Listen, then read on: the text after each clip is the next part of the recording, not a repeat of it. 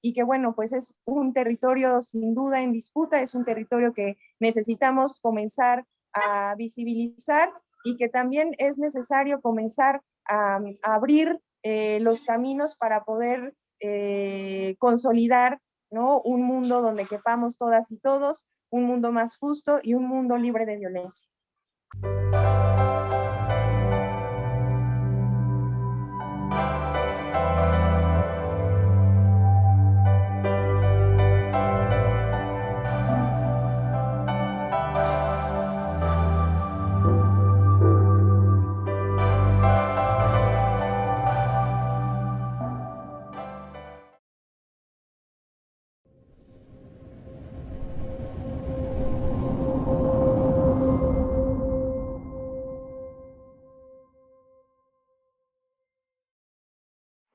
¿Qué tal? Buenas noches. Hoy, jueves 25 de noviembre del 2021, presentamos la emisión 56 de Diálogos y Debates, un espacio creado para dialogar sobre temas de la actualidad regional, nacional e internacional y debatir sobre diversos temas que merecen ser puestos en tensión.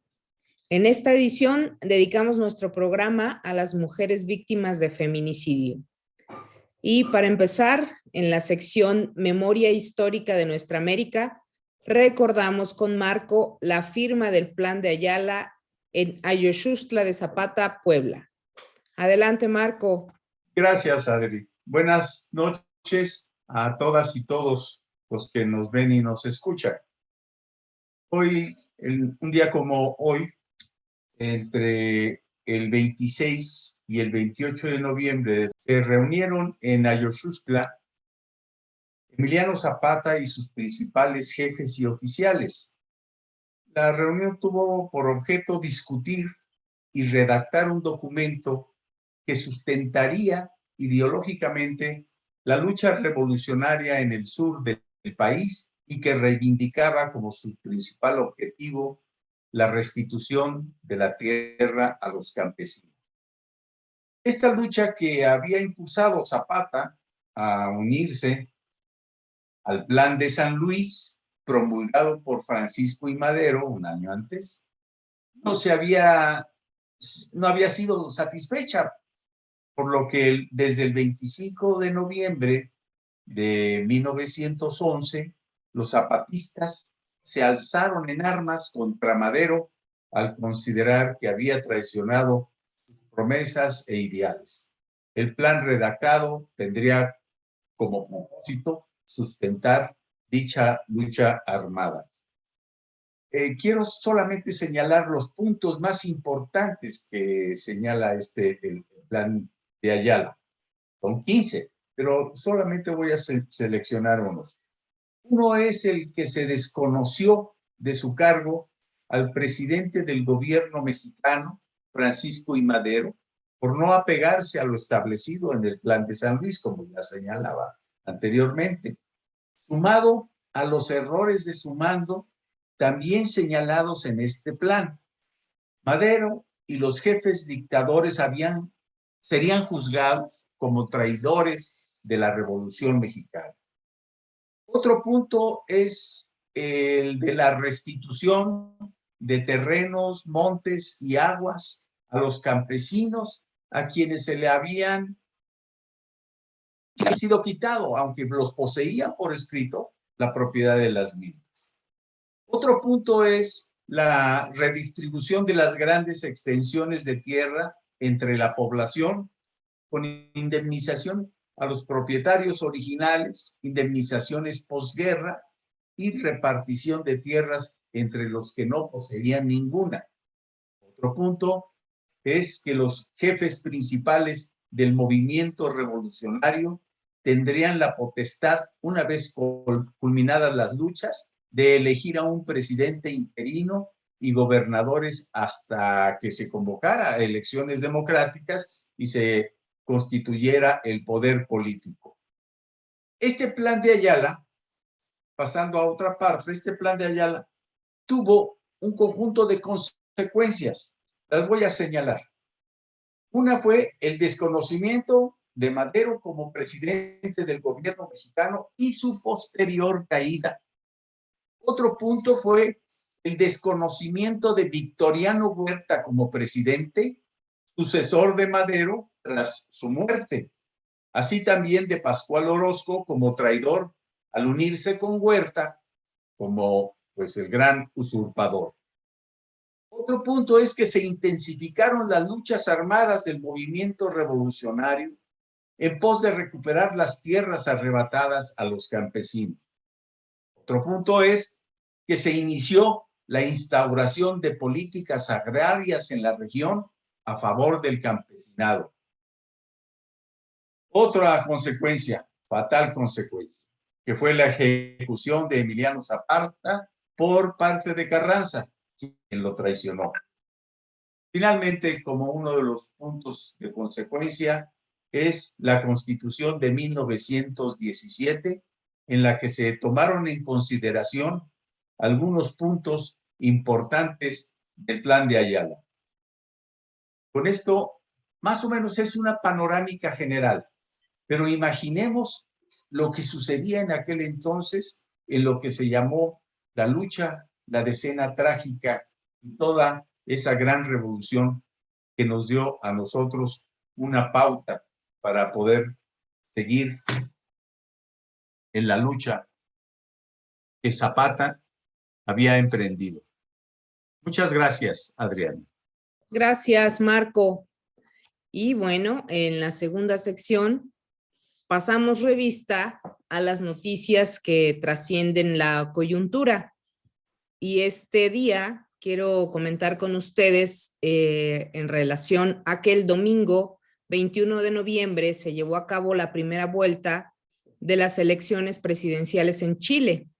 Quedaron en los dos primeros lugares José Antonio Kast con 28% de los votos y Gabriel Boric con el 25.5%. Y así esa audiencia, por una diferencia de poco más del 2%, aventaja el candidato de la ultraderecha. Se medirán en la segunda vuelta el 19 de diciembre de este año en un duelo entre dos proyectos de país opuestos completamente. Kast representa a quienes reclaman seguridad y aspiran al regreso de un ambiente social calmado que vino a trastocar la revuelta por la democracia de 2019. En cambio, Boric encarna a quienes quieren un cambio de rumbo radical que sume derechos sociales. La clase trabajadora, los sectores populares chilenos están reorganizándose para regresar a las calles y evitar la permanencia de los ultraconservadores en el gobierno. Y como ejemplo, aquí les comento algunas de las propuestas de los ultras. 1, derogar la ley de aborto.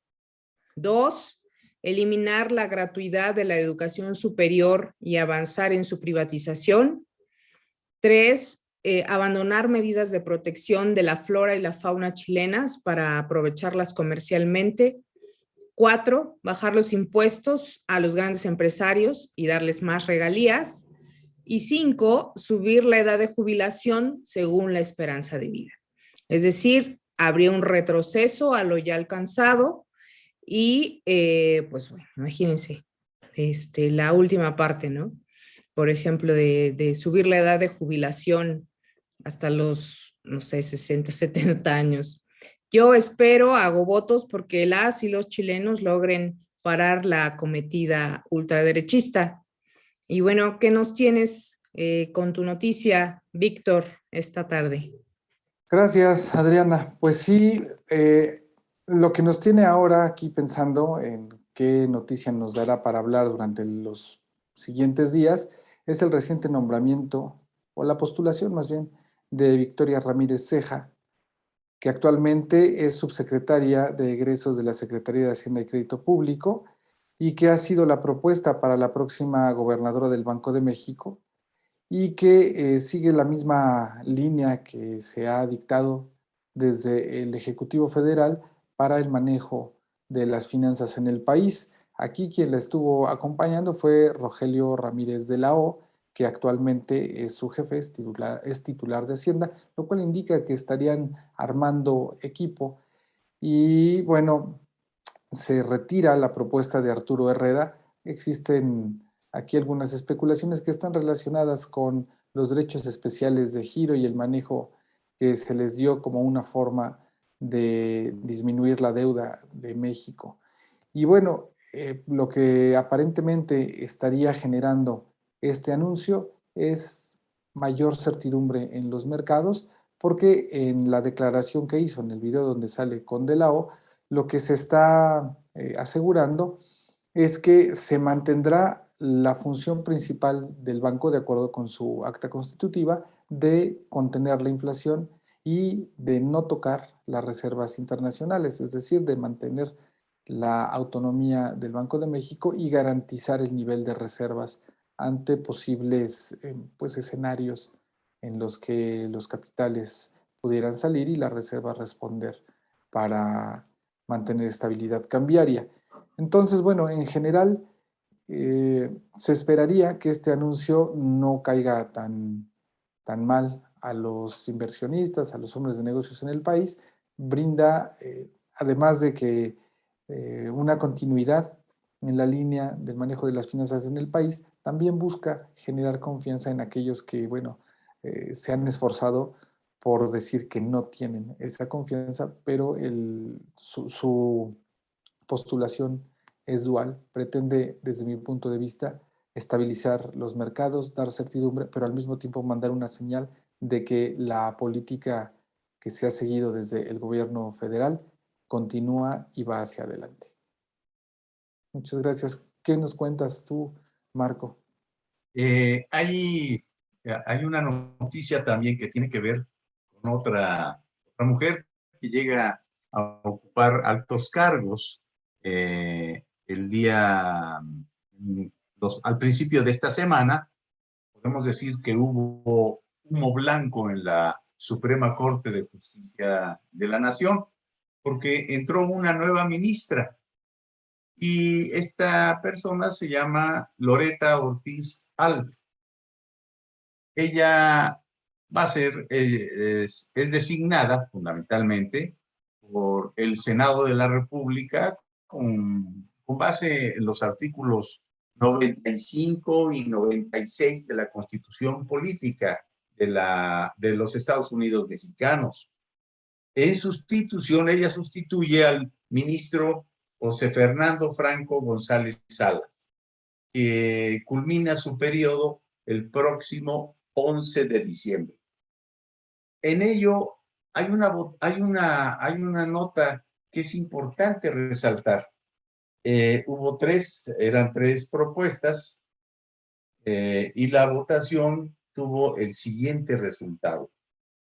Por Loretta Ortiz Al, obtuvo 92 votos. Otro candidato era Bernardo Batis, que obtuvo 8. Y otra candidata era Eva Ortiz de Guibés, que obtuvo 9.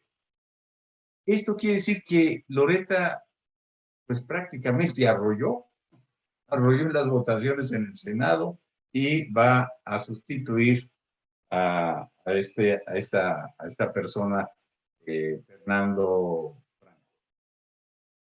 Hay un detalle en esto. Nunca había tenido la Corte tantas ministras e incluso, creo, se plantea, se abre la posibilidad de que una de ellas presida más adelante el Poder Judicial de la Federación. Una muy buena noticia, bien por las mujeres que siguen representándonos en altos puestos de dirección y de justicia. Eso es lo que yo tenía. Ahora le toca dar la noticia a Lluvia, por favor, para cerrar esta sección. Lluvia, por favor. Muchas gracias, Marco. Buenas tardes a todas y todos. Bueno, mi noticia del día de hoy tiene que ver con el marco del Día Mundial de la Erradicación de la Violencia contra las Mujeres. El presidente Andrés Manuel López Obrador declaró que para su gobierno proteger a las mujeres es un compromiso, no una moda. En este sentido, se han notado avances en lo referente al reconocimiento del problema de la violencia, si bien el hecho de que la derecha haya tomado la bandera feminista ha causado cierta animadversión en el gobierno federal, cabe cuestionar también esta repentina conciencia de la derecha que durante siglos literalmente ha sido partícipe y promotora de la violencia contra las mujeres de diversos ámbitos. Más allá de las posiciones de los actores políticos más mediáticos, hago la invitación para que en nuestro círculo cercano fomentemos la discusión referente a las actitudes cotidianas que contribuyen a la violencia cotidiana contra las mujeres. Eso es todo. Comenzamos con nuestra sección Diálogos y Debates. El 25 de noviembre de 1960, las hermanas Mirabal fueron brutalmente asesinadas por ser mujeres y activistas. Su único crimen fue haber luchado por sus derechos contra el dictador dominicano Rafael Leónidas Trujillo. En 1993, la Asamblea General de las Naciones Unidas adoptó la resolución para la eliminación de la violencia contra la mujer, que define este tipo de violencia como todo acto de violencia basado en la pertenencia al sexo femenino que tenga o pueda tener como resultado un daño o sufrimiento físico, sexual o psicológico para la mujer, así como las amenazas de tales actos, la coacción o la privación arbitraria de la libertad, tanto si se producen en la vida pública como en la vida privada. En consecuencia, para respaldar esta decisión, en 1999, la Asamblea General proclamó el 25 de noviembre como el Día Internacional de la Eliminación de la Violencia contra la Mujer. La violencia contra las mujeres es un obstáculo para construir sociedades inclusivas y sostenibles. Por eso, la UNESCO aboga por la igualdad de género y la no violencia. Es imposible que una sociedad se fortalezca si la mitad de la población vive con miedo de ser agredida. Observar ese día significa alzarse en contra de la violencia de género y recordar que las mujeres deben de estar en el centro del cambio. Si bien es cierto, ahora la lucha, las mujeres hemos encabezado muchas luchas a partir de movimientos sociales que permiten el que nosotras podamos poner sobre la mesa la multiplicidad de violencias que nos han atravesado a lo largo de la historia. Bien se sabe que vivimos en un sistema patriarcal que invisibiliza y naturaliza un montón de violencias que vivimos nosotras las mujeres. Es cierto que ahora esas luchas han permitido que nosotras optemos por mostrar esa multiplicidad de violencias y que además permitamos erradicarla de muchas formas, ¿no? También es cierto que las mujeres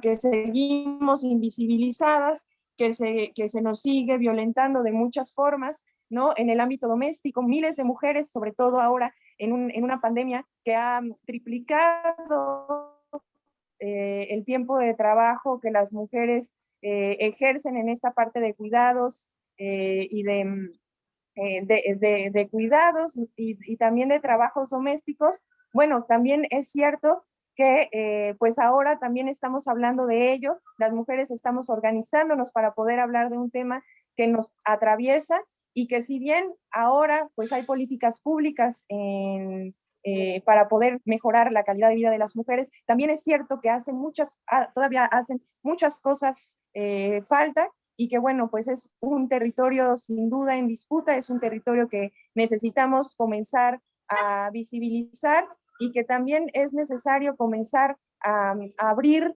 los caminos para poder consolidar, ¿no? Un mundo donde quepamos todas y todos, un mundo más justo y un mundo libre de violencia. Le doy la palabra al compañero Víctor Hugo. Bueno, sabemos que la violencia se presenta de diversas maneras, que el dar un golpe no es la única forma de violencia.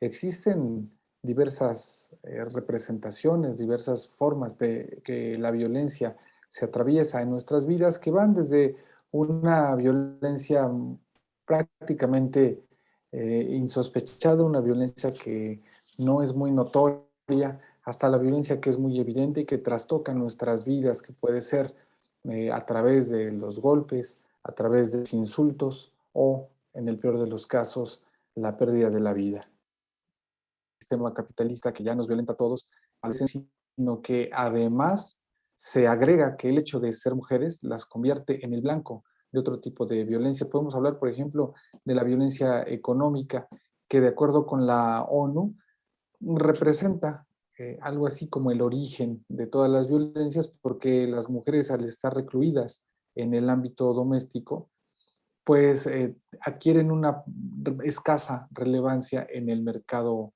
laboral, lo cual la sujeta para que su supervivencia esté supeditada a la de un hombre, porque pues no se pueden abrir paso en el mercado y muchas veces por miedo a morir de hambre y siguen aguantando cualquier clase de vejaciones. Entonces, esta violencia, en este sentido, para la ONU, es un tipo de violencia, digamos, originaria, porque a partir de estas restricciones económicas, pues las mujeres tienen que soportar cualquier cosa. Y bueno, de ahí ya se desprenden un montón de violencias, los golpes, la violencia verbal, psicológica. Y la verdad es que este día o días como este, que son impulsados por organismos internacionales, a pesar de que nos hacen voltear a ver que existe ese tipo de violencia, creo que sí es necesario que todos, que todas, reflexionemos en torno a cómo violentamos a las mujeres, que reconozcamos que somos violentos en una sociedad que nos convierte en sujetos realmente a los hombres y que hablamos muchas veces desde nuestro privilegio masculino. Entonces, pues la invitación primero a reconocer, reconozco que he sido violento con las compañeras, y la invitación a los demás compañeros a hacer ese reconocimiento y hacer pues un compromiso primero de escucha a las compañeras que siempre nos están enseñando de la forma o de las múltiples formas en las que nosotros llegamos a violentarlas y tener el compromiso de tratar de cambiarlo. Entonces, más que debatir, me gustaría hacer una invitación a mis congéneres para hacer ese reconocimiento y ese compromiso. Y a las compañeras, pues que no se callen, que no nos tengan paciencia, ya hubo mucha paciencia, sino que en una situación de camaradería, como un acto político, pues alcen la voz y que, pues sí, de alguna forma nos empujen, nos jalen hacia entender estas múltiples violencias que muchas veces no podemos entender, porque pues nacemos en medio de un privilegio. Eso es lo que me gustaría decir el día de hoy. Compañera. Me toca a mí tomar la palabra en esta sección. Es muy importante, a mí me parece, como mujer, que haya una visibilización de la violencia que sufren las mujeres, violencias en muchos niveles, en los ambientes domésticos, en los ambientes laborales, académicos, etcétera.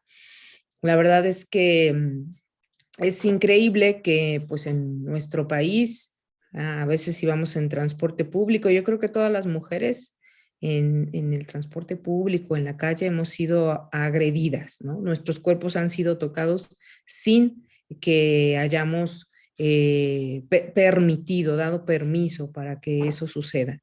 En los ámbitos domésticos, desde luego está muy extendido y me parece que en las comunidades rurales aún más, que a veces la mujer pues sí tiene labores muy determinadas, es difícil que la mayoría salga de ellas, estas labores tienen que ver con los temas del cuidado, las labores domésticas, que por supuesto no tienen paga. Estos trabajos de cuidado, trabajos domésticos, muchas veces son vistos como una cuestión de género. Ya nos toca, porque somos mujeres, nos toca lavar los trastes, nos toca cuidar a los niños, toca tener hijos, etcétera. Entonces, es importantísimo esta visibilización porque nos permite entender que no es natural, que no es un rol dado de por sí, sino esto es una construcción cultural, una construcción en la que nos ha tocado las tareas más duras y pues ya no más, ¿no? Ya no se puede seguir permitiendo estas cuestiones también en el ámbito laboral, de verdad que es hasta ir en la calle, ¿no? Salir, ¿quién sale a las 10 de la noche al Oxxo?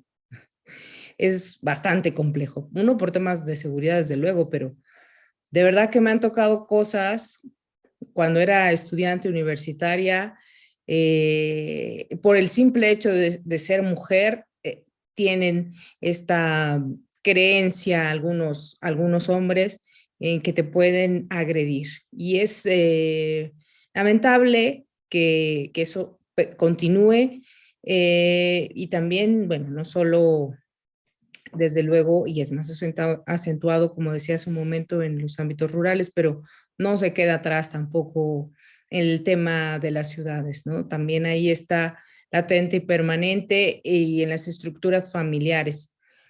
Y que me sumo a este llamado del compañero Víctor, en el que sí entiendan que nacer hombre es un privilegio. Nacer hombre te da la atención y te da credibilidad.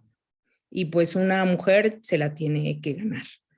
Y a veces cuesta 2, 3 veces el trabajo que a ustedes hombres, ¿no? Entonces, pues sí, también quiero comentarles que en la pandemia se ha aumentado la violencia que se sufre en las casas. Todos nos tuvimos que confinar, nos tuvimos que meter a ambientes domésticos y pues según la ONU, ¿no? Una de cada 3 mujeres que estuvieron confinadas sufrieron más violencia y yo creo que hasta más, ¿no? Muchas mujeres. Entonces, pues sí toca convertir nuestros hogares en primera instancia en lugares seguros para tener un desarrollo adecuado, un desarrollo que nos permita pues alcanzar toda nuestra potencial como seres humanos.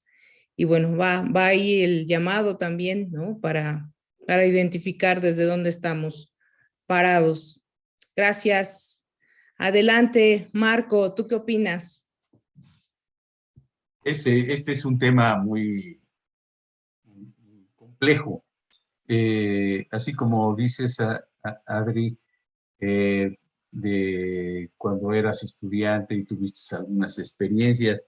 Bueno, yo de joven me acuerdo que la situación de la violencia incluso la manifestaban hasta en el cine mexicano, la famosa época de oro del cine mexicano, con esas películas de machitos en donde ensalzaban la postura del hombre sobre la mujer y la mujer iba detrás del hombre buscando una caricia, buscando que le tome en cuenta, buscando su palabra, buscando su cariño, no sé. Este tipo de situaciones pues, sí, arrastra una situación histórica, ¿no? En lo que es en nuestro país. Y llegamos al grado, hoy en día, por ejemplo, existe una tribuna feminista que hace investigación sobre este tipo de situaciones en las que nos reporta que 6 de cada 10 mujeres ha enfrentado incidentes de violencia. Ahora, también un 41% de las mujeres han sido víctimas de violencia sexual, es casi la mitad, ¿no? Entonces es y de manera extrema, ¿sí? 9 mujeres de cada 100 son asesinadas. La violencia abarca actos, ¿no? Pues no podemos decir que se limitan a este tipo de situación de lo que hay por parte de lo que signifique el hecho de ser hombre y el ser mujer. Así como dices, Adri, yo coincido contigo en el sentido de que pareciera que ser hombre es un privilegio. En realidad no es eso. ¿Por qué? Pues porque hay actos de violencia, hay violencia física, sexual, psicológica que se producen en la familia. Esto se traduce no solamente, se traduce en malos tratos, en abuso sexual de las niñas en el hogar, violencia cuando se presentan cuestiones del dote, de la dote que tiene que dar el hombre, un divorcio, la violación por el marido, la mutilación genital femenina, por ejemplo, este tipo de prácticas tradicionales son nocivas para la mujer, son actos de violencia que se perpetran entre los miembros de la familia y que todo esto, como dice Víctor, coincido, está relacionado con un proceso y una imagen de lo que es la explotación. Hay actos que se tienen que ver la violencia, esta cuestión, que yo creo que necesitamos conformar y luchar, no solamente por parte de las mujeres, sino mujeres y hombres. Luchar por eliminar este tipo de situaciones. Hoy, por ejemplo, nos encontramos en el calendario que se festeja el Día de la Mujer. Hace poco se festejó el Día del Hombre. Pues esto, ¿por qué tiene que festejarse? En realidad, debería de festejarse el género humano, uno solo. No necesitamos nosotros hacer una división de géneros en la situación de concepción para poder justificar la violencia. Esto es lo que yo considero que deberíamos luchar, ¿sí? Luchar, hacer y generar todo un ambiente cultural para erradicar este tipo de prácticas tan nocivas que se dan entre hombres y mujeres y entre mujeres y hombres. Bueno, con esto creo que cerramos esta parte del debate y ahora pasamos a la siguiente sección, qué ver, qué leer, a dónde ir. Y quisiera pedirle a Adriana Pineda el comentario que hace sobre un libro de Jaime Osorio, Estado, Reproducción del Capital y Lucha de Clases. Adriana, por favor, dinos qué comentarios tienes al respecto. Gracias, Marco. Sí, pues en esta ocasión quiero hablarles sobre este libro de Jaime Osorio. Se llama Estado, Reproducción del Capital y Lucha de Clases. Tiene como subtítulo La Unidad Económico-Política del Capital. Y el autor es sociólogo por la Universidad de Chile, doctor en Ciencias Sociales con especialidad en Sociología por el Colegio de México y profesor investigador de la Universidad Autónoma de Xochimilco. Y este libro es el resultado del Seminario de Teoría del Desarrollo del Instituto de Investigaciones Económicas de la UNAM. El seminario invitó al doctor Osorio a participar en sesiones semanales entre marzo y abril de 2013 bajo el nombre de Reproducción del Capital y Estado, la Unidad Económico-Política del Capital. Y pues este seminario que ha sido fundado desde los años 70 genera material que permite abordar los análisis de los problemas del subdesarrollo y la dependencia de América Latina, y lo cual permite ahondar en la crítica de las teorías prevalecientes y discutir nuevas formas para enfrentar el análisis del subdesarrollo regional. Y bueno, el doctor Osorio, aparentemente esto es un libro especializado y bueno, por acá les tengo un comentario al respecto. Para el doctor Osorio, las ciencias sociales se han especializado tanto que ya no son capaces de interpretar la vida en sociedad, por lo que él propone un punto de partida radicalmente distinto, que es que la vida en sociedad constituye una unidad con dimensiones económicas, políticas y sociales, y es desde ella donde se puede hacer comprensible. Los conceptos que aborda el doctor Osorio en el texto son dialéctica, negatividad y totalidad, el Estado y el poder político, la noción de patrón de reproducción del capital y las formas que éste asume en la actualidad, la ruptura entre economía y política en el mundo que construye el capital y la necesidad de reintegrarlas, entre otros elementos que permiten abordar los problemas y explicaciones en torno a la vida común. Particularmente en el capítulo 4, a mí me parece relevante que el autor se plantea dos preguntas respecto al análisis político. Por un lado, nos propone, cuando hagamos análisis, preguntarnos quién o quiénes detentan el poder, porque con esta interrogante es como se constituye entonces el bloque en el poder, ¿no?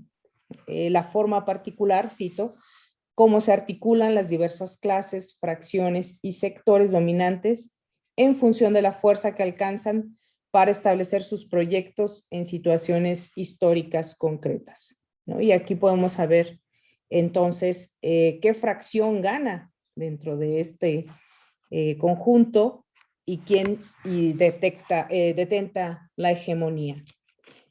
También la segunda pregunta es cómo se ejerce el poder, porque de una o de otra manera, de eso depende el carácter de los proyectos y de las condiciones de la lucha de clases, de los niveles de los enfrentamientos en la sociedad. Entonces, este texto que digo puede parecer sumamente especializado, la verdad es que pues nos da estos atisbos, estas pistas de cómo podemos desenmarañar los procesos, las coyunturas concretas aquí y ahora, las concretas, ¿no? Y bueno, pues se los recomiendo mucho. Yo creo que se consigue en PDF, en internet, y pues hay que animarse y se relee, es chiquito, pero bueno, sí da buenas claves. Es un libro editado por la UNAM también, desde luego. Y bueno, pues esta es mi recomendación de la semana.